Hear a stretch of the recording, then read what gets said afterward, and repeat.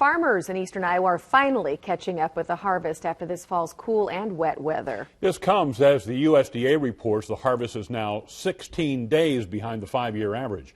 CBS 2 News reporter Mugo Odigwe spoke with one local farmer about his progress. Mugo? Scott and Tiffany, as you can see from this short corn stalk, some harvesting took place here earlier today. It's something the owner of this farm says he's been waiting to do.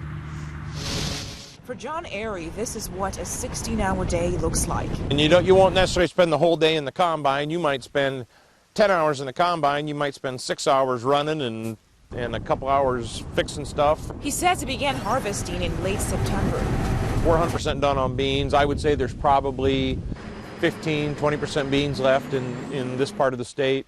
Corn, we're probably 25–30%. So while his soybean harvest is almost complete, corn is still underway. That's the picture nationally. Agriculture officials say 81% of soybean and 36% of corn have been harvested.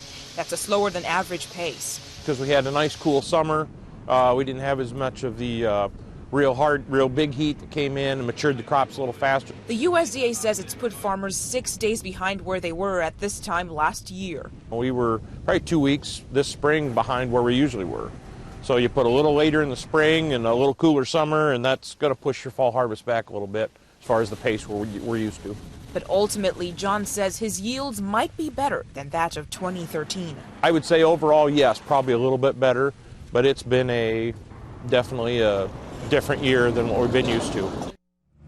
The USDA says 77% of the corn crop is in good condition, and they say with the good weather next week, it might be a greater time for farmers to come out here and be a little bit more productive. Covering the corridor in Springville, Mugo Odigwe, CBS 2 News.